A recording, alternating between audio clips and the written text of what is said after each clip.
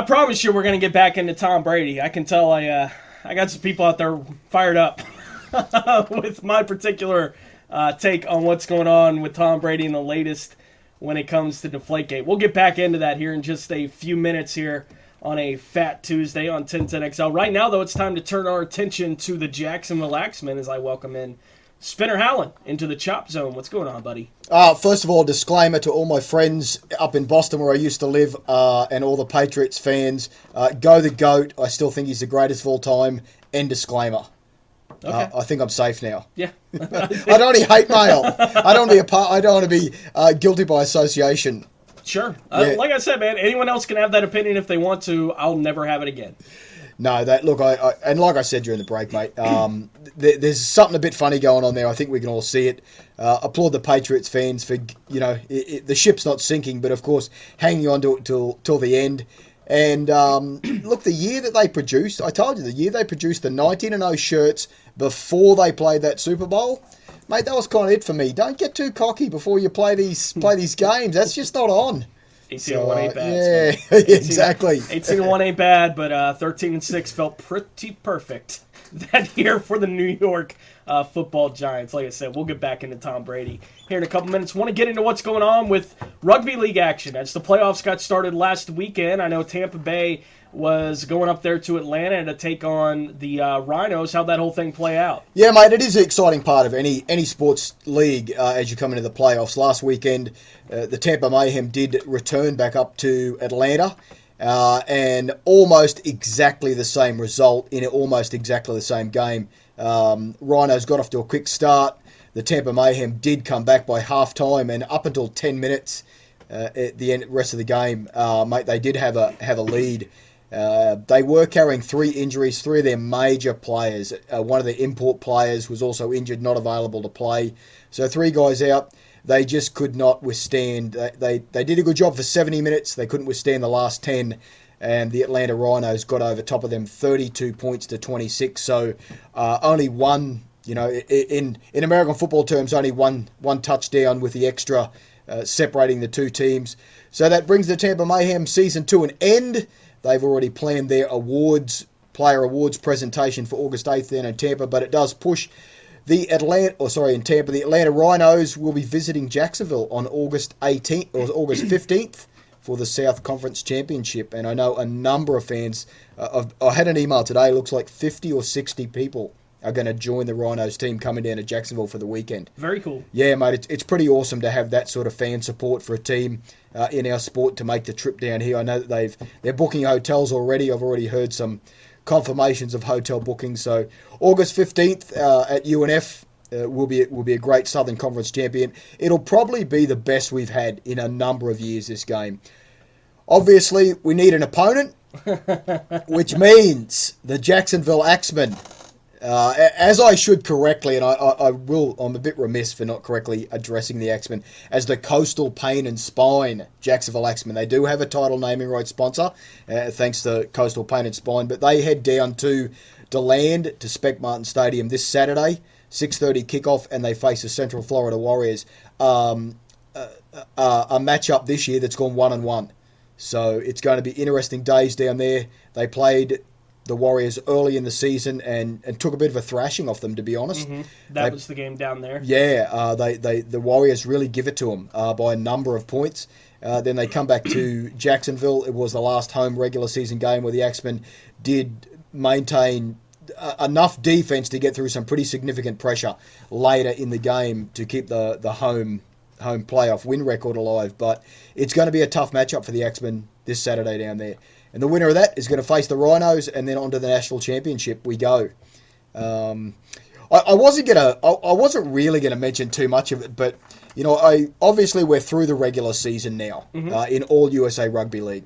So we do have our top teams. The Boston 13s and the Rhode Island Rebellion definitely seem to be the 2 major teams up in the Northeast Division.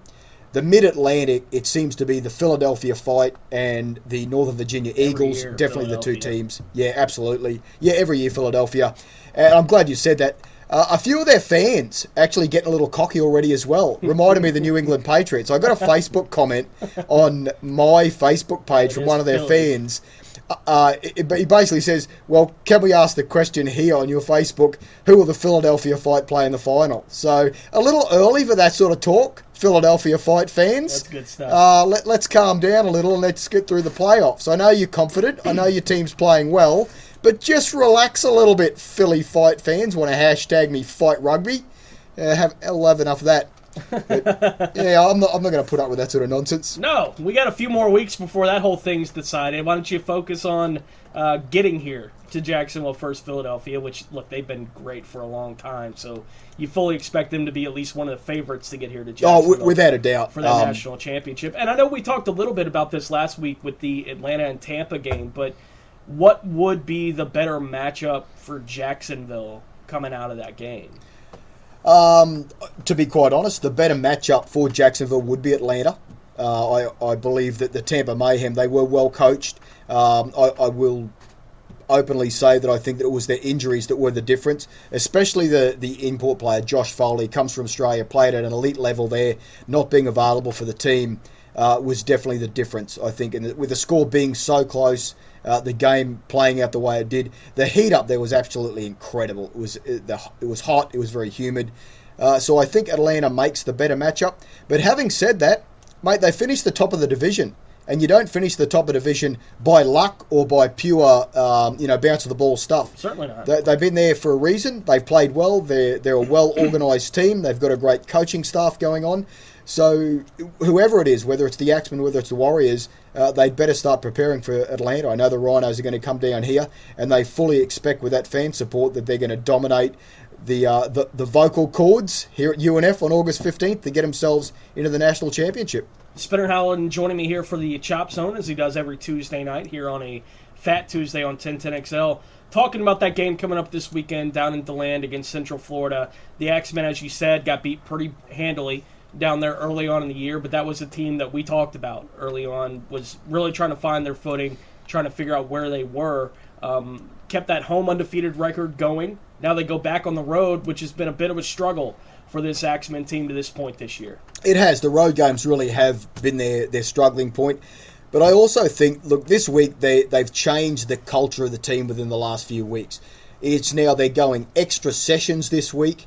The team is putting together, there's a lot more communication between the players, a lot more communication. I see a lot more chatter on the emails, going back and forwards to guys, doing their own thing, doing the extras as we call them, putting in the extra effort when they're not at official team practices or the fitness sessions. So they're really taking this game extremely seriously. And look, the last few weeks they have gelled. It's taken a relatively new and young bunch of players that have come together. You put them in front of a high-level coach. Again, we talked about that. It's just like taking the college football player and putting him under an NFL coach. There's a lot to learn there. And I think that they'll go down there. I honestly think that the Axemen are going to get the job done. I have absolute faith in that. Not from a bias standpoint of, everyone sort of sees me, the Axemen guy. I said, no, I honestly believe based on the talent that they have and the way they've been playing recently, I think they can go down there and get the job done if they play their game. If they're able to play at their speed, if they're able to play at the play sets that they've designed and the coaches developed for them, I think they'll get a win. If the Warriors are able to manipulate them in a way where they slow them down or they enforce their style of play, the Warriors are exceptionally good at that sort of that ground and pound game, that in the middle, the tough stuff. The Warriors are, without a doubt, the toughest team in the Southern Division. They absolutely like to get in the middle, run at you, and belt you in defense. I know we try to talk about rugby league in kind of football terms, right? So that people who maybe aren't familiar with rugby league can get some kind of understanding. When we talk about in football, the keys to a game, right? We always mention basically the same things. Time of possession, turnover differential, run the ball, establish a line of scrimmage on both sides. What really are kind of those keys when it comes to rugby league action for fans who maybe haven't seen much of it? It's quite simple. The Warriors absolutely are that team that middle, the stuff that goes on in the middle, the stuff where it's the handoff to the running back frequently. It's that really the really intensive battle that goes on around the line of scrimmage stuff. The Axemen definitely look more towards the fringe or outside. So they're looking for maybe, let's get the ball out to quote-unquote a tight end, or let's try and get our receivers getting around the outside. They're not so much a big physical team in the middle, although, look, they don't mind it. Every team is okay handling the tough stuff, but the Central Florida Warriors definitely like that constant battering ram that's coming at you, and it wears your team down in defense. And again, it is, mate, it's time in possession. When you have the ball in either code and you can keep, in the NFL, it's keeping the defensive team on the field. In our code, it's keeping the guys in the defensive structure. There's a lot more motion defensively. You have to react, you have to run further, you have to constantly be on edge. There is a lot more effort goes into defense than in offense. Sure. So there's some guys in offense that get a bit of, you get a couple of plays where you kind of relax a bit. The plays going the other way, you kind of just you get a breather, half a Yep. breather at least. The more times you can have the ball, obviously, the better chance you have to win. But it does come down, of course, they always say defense wins games. So if you can stop the other team, retain the ball, and in our game, you get your 6 downs to score. It's not a matter of yards. So here's the 6 downs, you've got to score with it, which generally means you'll have 5 downs and kick for field position, exactly like American football. We call that a completion. If you can complete your set of plays, then you've held the ball for as long as possible before voluntarily giving it back to the other team. The more completions you can get in a game, the higher your chances of winning that game. When you make a fumble on play 1 or 2, and you hand the ball over the other team, and you're immediately back in the defense. Sure, mate, it's exactly like a pick-off. If someone picked off the ball on down number 1 in an NFL game 5 times during the game, and that team is now back in the offense and the defense is back out in the paddock, we all know what the results there, or the percentage of the results would be in a game like that. So it's exactly the same style of play. And in rugby, a fumble would be called a knock-on? A knock-on, yeah. Forward fumble. You can fumble the ball backwards and regather it. But if you fumble the ball forwards, yes, we call that a knock-on. Good job, Tony. Yeah. Oh, well, yeah. I'm trying to keep the people informed, educate people a little bit on a week-to-week basis.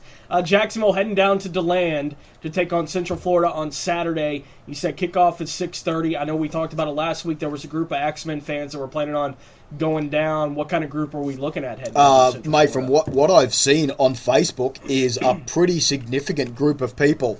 Look, they're on Facebook. I think it's called the Axemen versus Warriors playoff road trip or something on Facebook. They've created a group and stuff, and they've got a number of people there that are jumping on board. They're carpooling. I think a few of us staying at a hotel. But of course, it kickoffs at 6:30. There'll be the after-match social at Bill and Frank's Brickhouse Grill down at DeLand, where the Warriors have a partnership with. And again, it's the same thing that we do at timeout. It's a great. It's basically a meet and greet. The fans, the players. It's a very social atmosphere. So we invite everyone and all our teams to be a part of that. But mate, we're all looking forward. We're all starting and getting to the point we're looking for the big dance. Mate, the national championship comes to Jacksonville for the 2nd year in a row, and August 29th will be the most elite level of rugby league played in the United States, and it's going to be right here at UNF. So we'll get tickets on sale for that early next week.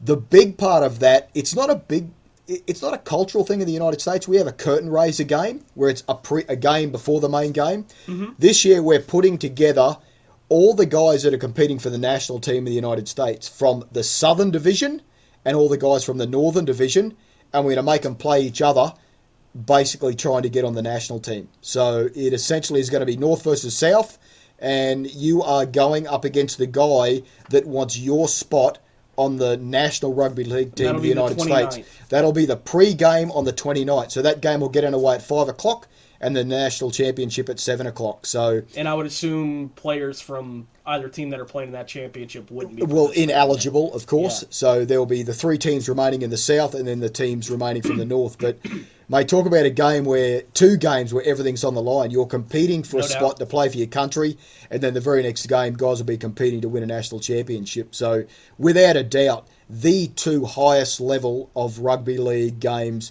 in the United States for the entire year.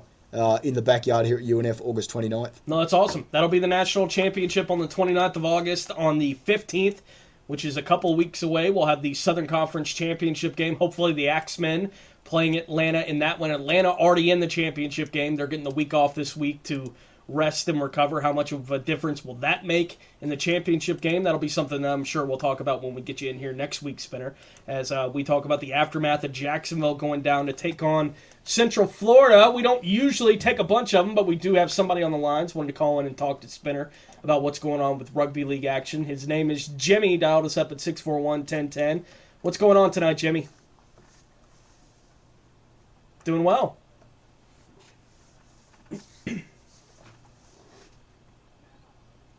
Well, gee, thanks, mate. I'm pretty honoured that we get a phone, not only a call, but an international phone. Tony, is this your first ever international call on the show? On this show, yes. Absolutely. Yes.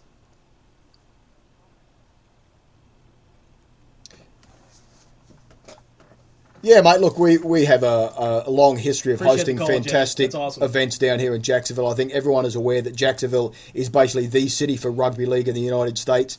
And I'll be very clear that the event that we held last year, Jacksonville had the national championship here. It was only because of the support of the fan base that showed up and supported that event that the USA Rugby League, when we put our bid in, that was definitely an influencing point for them. They said they host a great event and literally thousands of people show up. So to the fans of rugby league in Jacksonville, the Axemen fans, and basically the average sports fan in this city, thank you for all you've done for all the sports in this town. Sure. But especially, it's you that has returned the national championship for the USA Rugby League to your city. So yeah, mate, thanks for the call and appreciate the kind words. Well, and it's made Jacksonville, as you said, kind of a focal point for not only rugby league, but rugby in this country to a large degree. For a sport that is still trying to really see, they're kind of measuring what their stronghold is. Without a doubt. United States right now, right? Yeah, absolutely. And I feel like here in Northeast Florida, of all places, right, it found roots.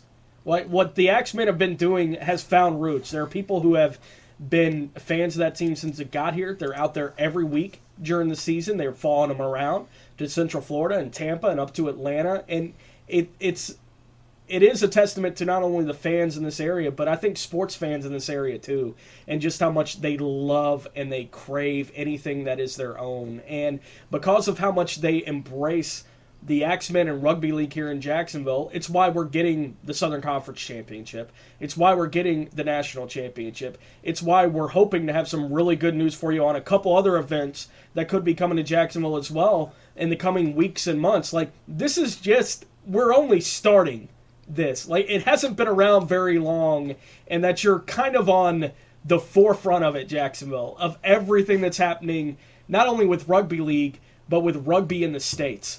Without a doubt. You're Absolutely. at the curtain raiser for rugby in this country. And for the fans of it around here, if you haven't checked it out yet, it's time. Because it is an amazingly entertaining sport for anyone that loves contact sports. Yeah, look, the next 2 weeks, so August 15th and August 29th, will be the top level of rugby league, the elite level you're going to see in the United States. So if you haven't checked it out and you're like, all right, they've talked enough about it, maybe I'll go see it. And I keep telling people, rugby league, and I know the names are confusing, but the 13-man code of rugby is very similar to NFL. I know you were out there, Tony, for a season and commentated for us as a ground announcer. It's not tough to pick up. It really is 13 linebackers on 13 running backs, and you get 6 downs to score. The play starts every time there's a tackle. It's not that, and I don't knock rugby union. We've all played, and there's plenty of rugby around everywhere in the United States. But for the average American football fan, the 13-man code of rugby, which is what the Axemen play, is definitely very simple for you to pick up. Yeah, the 13-man code allows the physical nature of something like football that everybody kind of craves to remain in the game, along with it being there's more speed to what's going on too. And it's not rugby sevens where it's wide open, right? Where it is just get the ball in space to the fastest guy on your team and let him run. It's not that. Right, because it's definitely not that. A lot of closed spaces with rugby 13s, but rugby union, right? There's not a lot of space. With 15 guys on the field, yeah, it does shorten up the space with absolutely. And the rules are a little bit different. You equate rugby league where every time there's a tackle, the guy that gets tackled literally gets to his feet and snaps the ball. We call it a play the ball, but it's a snap. He puts it on the ground and moves the ball behind him between his legs to a guy that's standing there that essentially is acting like a quarterback. And he has the option to, quote-unquote, quarterback sneak, or he can pass it off in a handoff that starts some sort of wildcat formation. So, yeah, mate, it's American football in continuous hurry-up offense. Yes, it is. Basically. It is. And by the time that Southern Championship comes here, by the time the Southern Conference Championship is here, the Jags will basically be playing preseason football. So I know everybody's going to be all about it by the time we get there. And by the time we get to the end of August, we're basically going to be getting ready for regular season football in this town. If you haven't been out there to check out some contact sports, it's time. Check them out at UNF. Mate, a number of our fans and a number of our players I know already looking at tickets to go down to both those games. The Jags play the night before both the games here on the 14th, and then they play again on the 28th. I know the Steelers game will be a huge preseason game for them, Sure. and again up against the Colts. But I know a ton of Axemen fans are headed off to the Jaguars, and then on Saturday they get the Axemen fix. And on that note, again, repeatedly, I keep saying it, cannot thank the Jacksonville Jaguars as the dominant sporting organisation in the city for everything they've done, not only for the Axemen, but for all the sports here. They support everybody, and it's incredible to have that kind of leadership as we're the leading sports team in your town, and we're sort of going to try and bring everyone along with us. Sure. So a credit to them. It's cool. Nobody else is a threat to the Jags. Yeah, this is true. Nobody else is a threat to the Jags. It's just they want as many sports fans in this town as they can get. It makes sense for the Jaguars, too, to cultivate fans of sports in and around Jacksonville. All right, the Axemen head down to DeLand. They take on Central Florida on Saturday. What was the name of that Facebook group? If we do have any fans out there who want to be a part of the caravan heading down there. I'm pretty sure it was Warriors versus Axemen playoff group or something along those lines. That should be enough to get you. Yeah, it's enough to get you on Facebook. On a Facebook search. So we'll talk about the result of that game when you rejoin me next Tuesday and preview what's coming up for the Southern Conference Championship again, hopefully with the Jacksonville Axemen involved. Until this, Spinner, I'll talk to you next week, buddy. Thanks, mate. Appreciate everything. And thanks to Jimmy. You're a first mate, first caller, and Tony's first international caller. Great job. Appreciate it, Jimmy, all the way from Alberta, Canada. We'll get back into Tom Brady. I want to get into some Major League Baseball trade deadline stuff as we go throughout the show tonight as well, but I know everybody wants to talk about Tom. We kind of went silent on it for a month. Now we got news. So we'll get back into it as we continue along here on a Fat Tuesday on 1010XL 92.5 FM.